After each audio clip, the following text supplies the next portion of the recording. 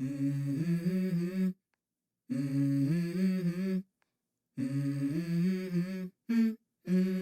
go.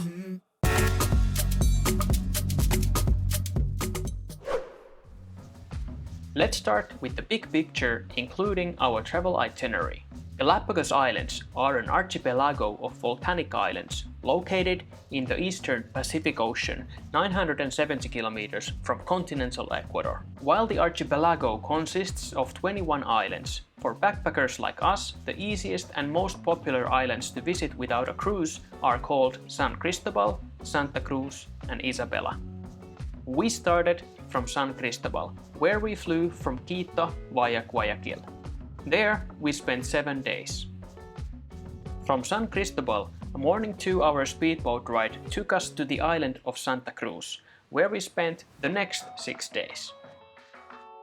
Then another speedboat took us to Isabela, where we also stayed for 6 days, before returning to Santa Cruz for 5 more days. Our flight back to the mainland of Ecuador departed from Baltra Island, north of Santa Cruz. For those who might be interested, you can take a pause here and look at this overview of all the dive sites, tours and self-organized day trips we did. 1 week before our arrival to the islands, we had made a rough plan and booked the first accommodations, but the rest of this we figured out on the go. So in total, we spent 24 days in the Galapagos Islands, and the cost for the two of us, including everything, was around 4,420 euros, like 92 euros per day per person.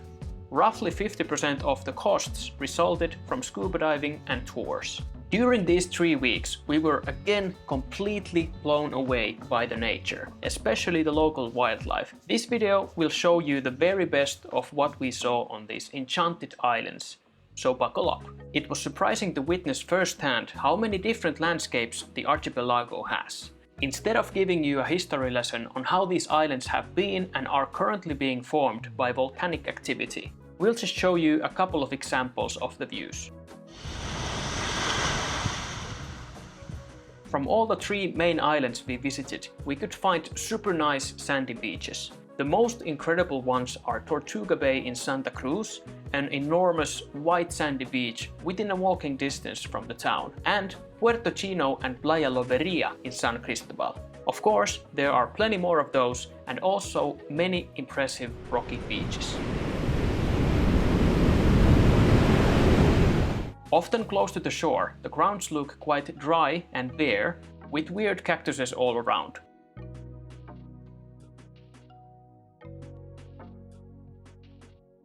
Whereas the highlands, in more central parts of the islands, can have green, lush forests covering the hills.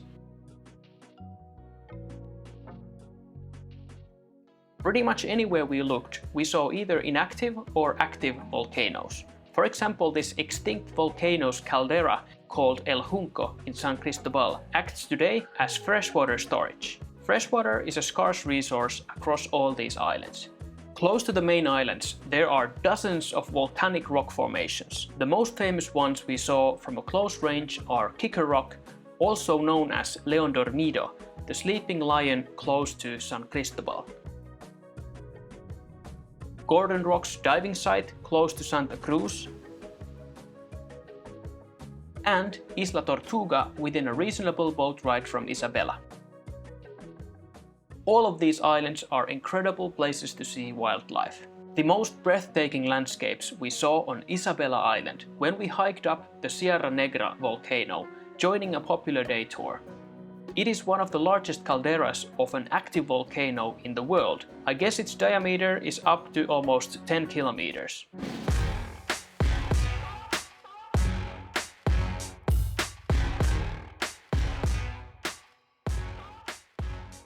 Its latest eruption was in 2018, and Sierra Negra is known as the most active volcano in the whole of Galapagos. Next to the massive caldera is also a magnificent place called Volcan Chico. These views from Mordor are dominated by cooled lava flows, which have piled up to small hills.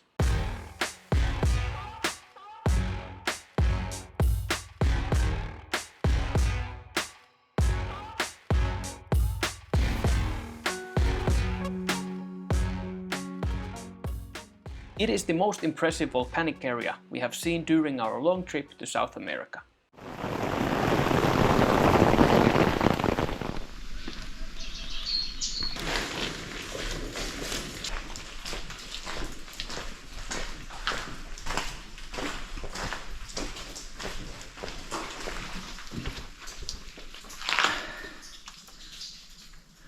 Jollakin voisi tulla ahtaan paikan kammo.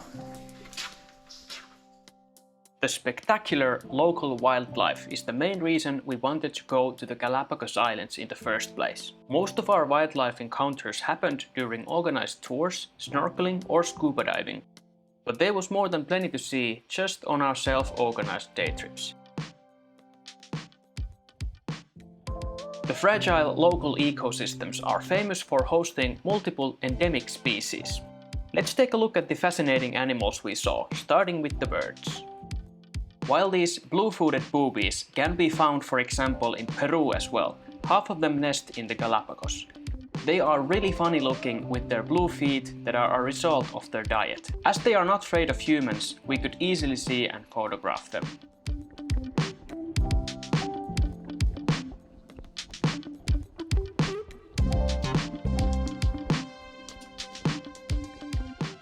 Another extraordinary bird species we saw are the magnificent frigatebirds. The males have huge red throat skins and they inflate them to attract females. They look pretty much like huge red air balloons hanging in the trees. One day on Isabela Island we saw one endemic Galapagos short-eared owl. Apparently though it was a bit injured.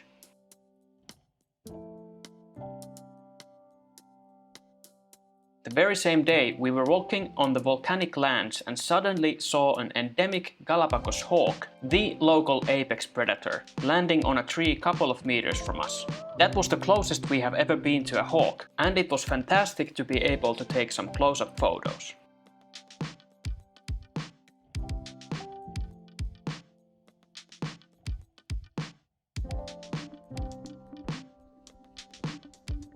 Alongside these, we saw plenty of other birds as well.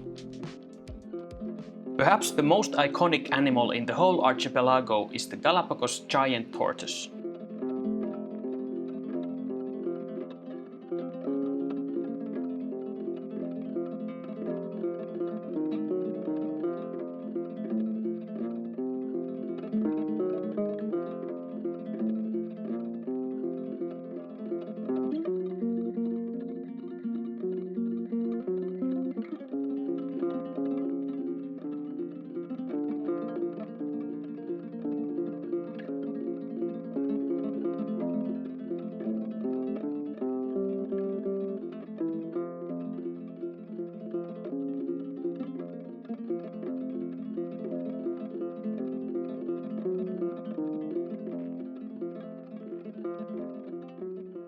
It is the largest living species of tortoise in the whole world. They can weigh up to 400 kilos and live more than 100 years, in captivity even close to 170 years.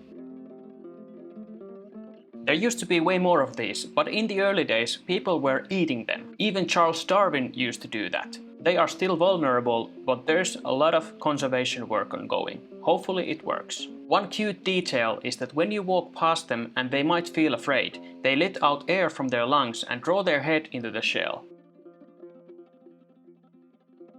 It's the only way they can protect themselves. Luckily, as with all wildlife, the visitors are asked to keep a safe distance, and there are always guides protecting the animals from too eager tourists. When it comes to lizards, endemic Galapagos land iguanas are one of the biggest lizards in the world. We saw them in Isabela and Baltra Islands. To explore the wonders of the Pacific Ocean, we had budgeted money for scuba diving and snorkeling. In total, we did 10 scuba dives and multiple days of snorkeling. A diving day with 2 dives had a price of $180 to $200, so it was expensive.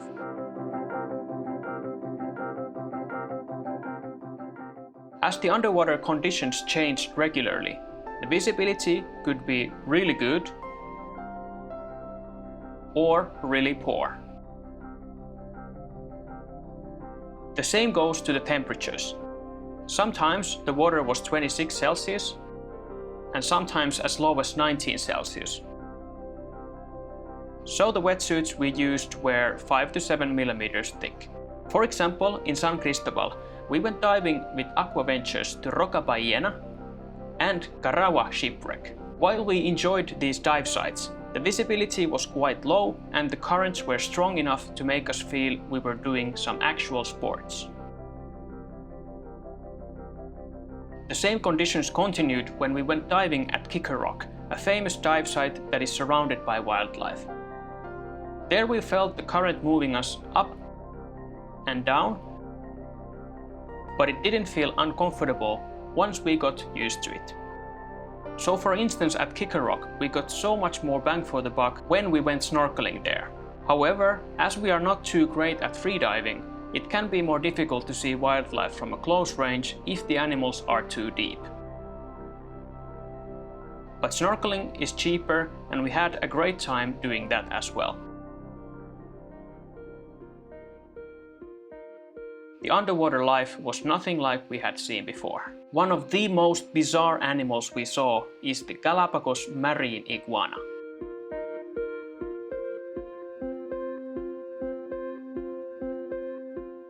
The only lizard in the world which likes to spend time in the ocean.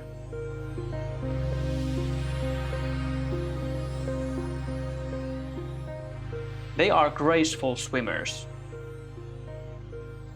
For food, they harvest the underwater algae.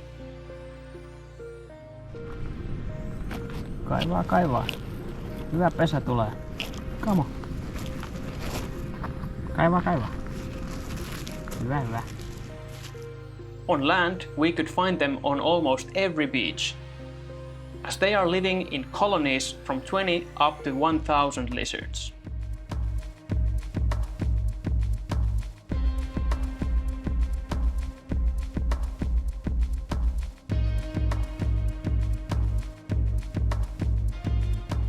When looking at these photos, I'm still amazed by them.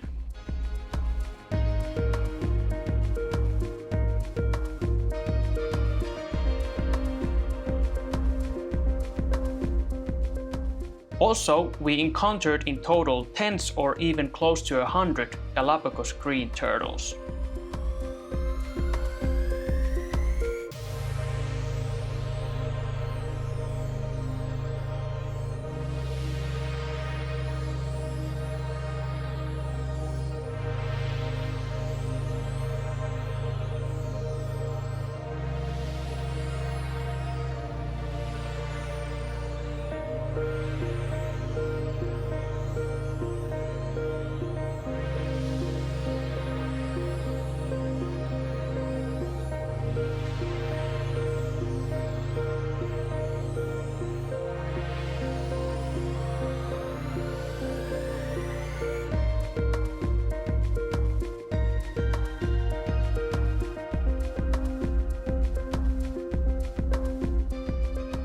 It was their mating season, so the happy turtles were coming close to the shores, relaxing and eating in shallow bays.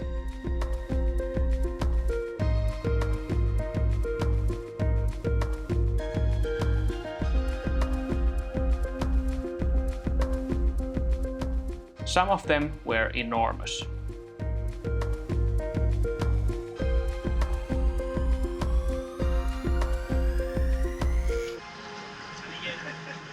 Okay, in front of the boat. When you hear go. And 1, 2, 3, go! Now, for many years before this trip, I had had a dream to see a hammerhead shark while diving.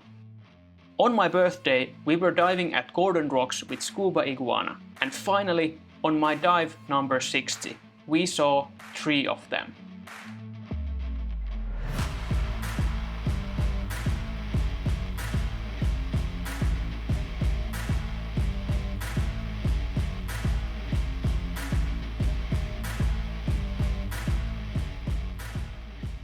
You can only guess how happy I was. Luckily, this wasn't the only time we saw them. We saw over 10 of them while snorkeling at Kicker Rock.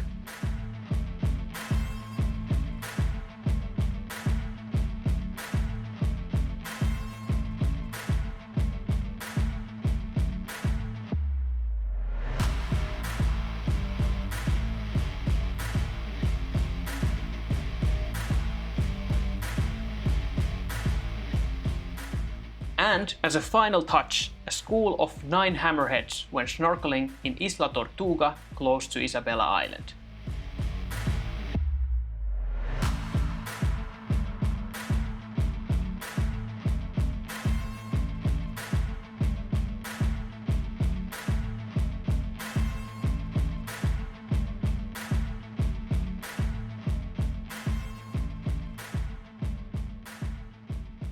In Galapagos, we were lucky to encounter 3 other types of sharks as well.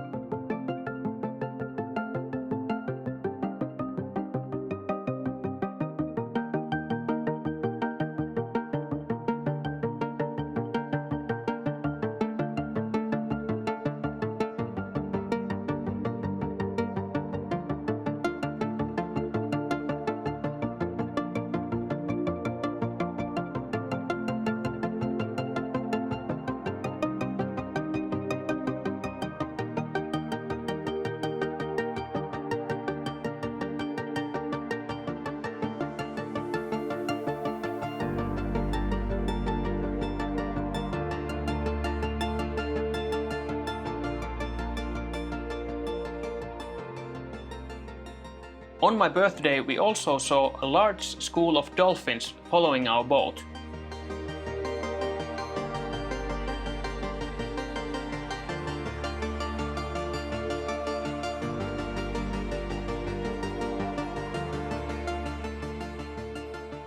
And we were allowed to jump into the water and swim with them.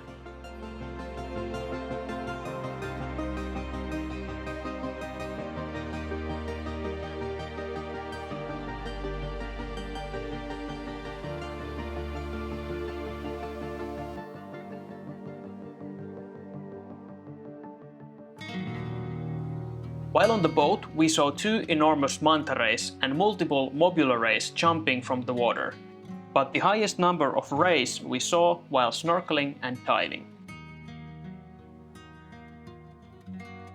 They are gracious animals flying across the depths.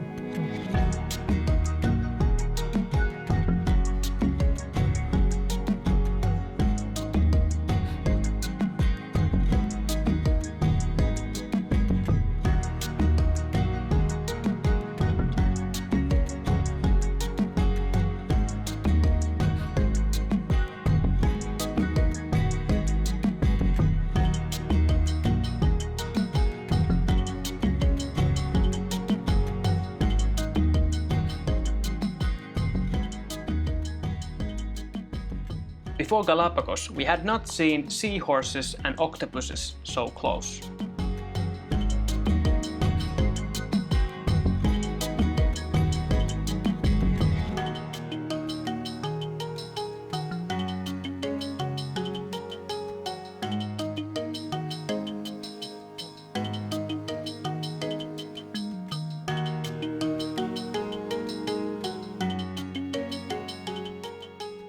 And the quantity of fish and different types of eels was astonishing. There are schools of fish so huge that it's hard to explain, so just take a look at this.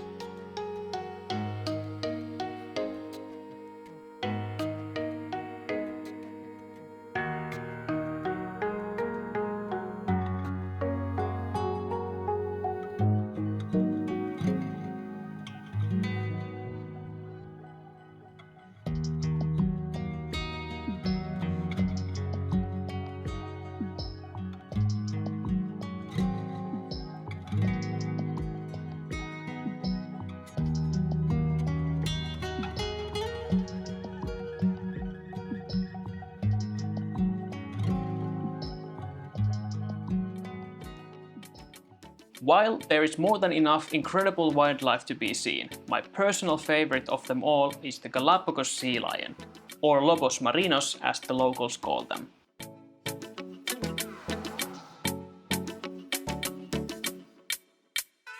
They are the smallest sea lion species, curious and social creatures, which feed mainly on sardines.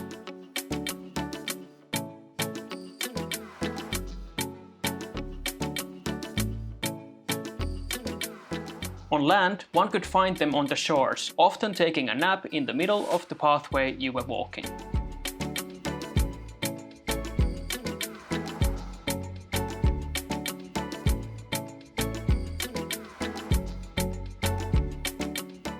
They spend time in colonies. The largest one we saw is on San Cristóbal Island.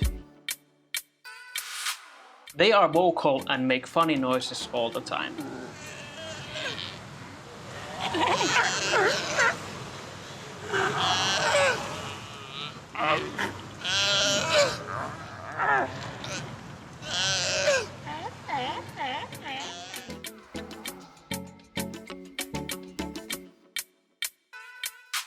In water, these sea lions are the most incredible swimmers.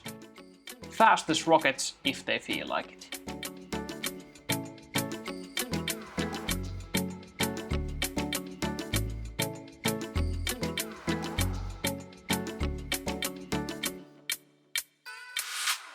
They are not dangerous as long as you don't bother them, as especially some of the males can be quite territorial.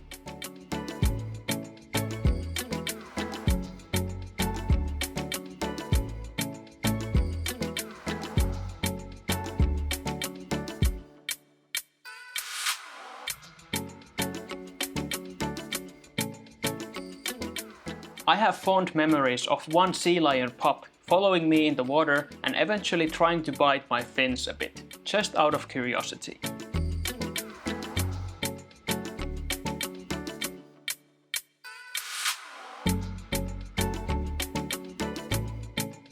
But most of all, they are incredibly cute, and so we spent perhaps even too much time just looking at them doing their thing. No regrets though.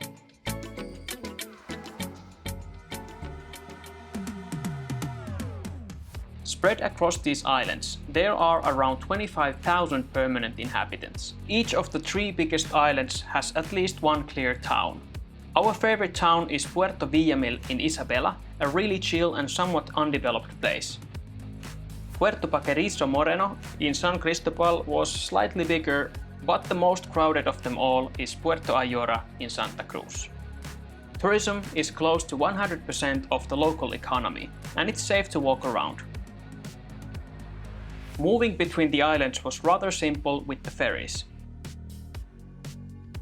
Transferring people in taxis, water taxis and speedboats seem to employ a great number of local people, and there are small compulsory payments across all ports. Nevertheless, it could be better organized. For example, we had one time when an agency sold us a ticket but forgot to book our seats in the right boat, and we met other travelers with similar issues. To protect the local, unique ecosystems, there are strict restrictions on which things you can bring to the islands. However, we were surprised how little the working officials seemed to care what we were carrying. It seems only a matter of time before more harmful species will be introduced to the islands by accident. On a positive note, there is extensive conservation work ongoing, for example through the Charles Darwin Research Centre, which was founded back in 1964.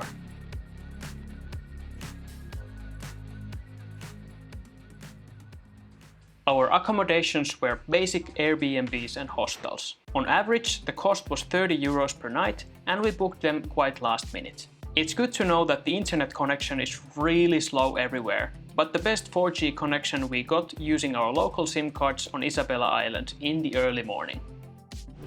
Mitäs sieltä löytyi? Täällä on vastapaistettuja empanadoja. Pussi ihan kuuma. Yeah. The basic local lunch cost $5 to $6. Seafood and especially the ceviche were top-notch. The cheapest dinner we found was $6, and the more expensive ones were around $30. Most variety in restaurants can be found in Puerto Ayora, Santa Cruz. Luckily, each of our accommodations had a kitchen, so we bought some groceries and cooked simple breakfasts and meals. The local bakeries are also reasonably priced for backpackers, so we became frequent customers.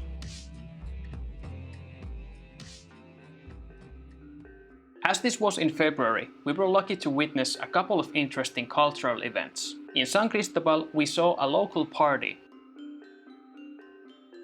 a beauty contest of sorts, where one person was awarded as the Queen of the island.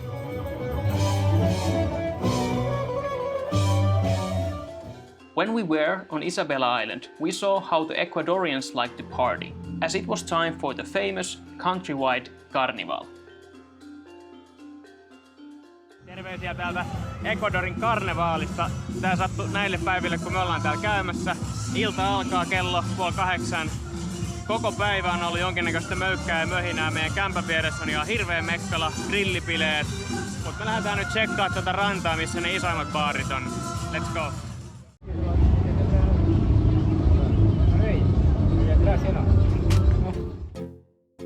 There was a huge beach festival, music, food and drinks everywhere for multiple days.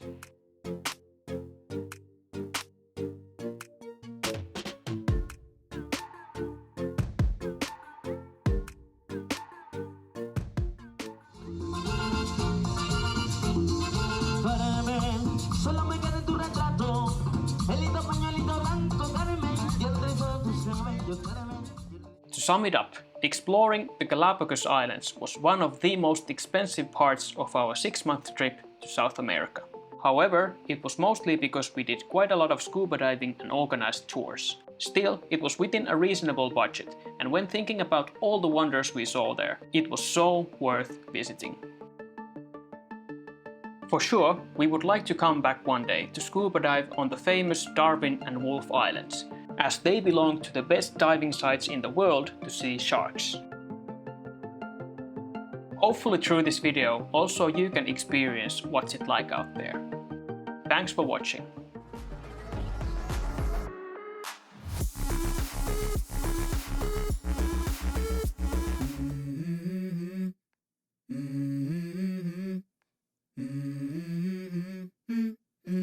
Let's go.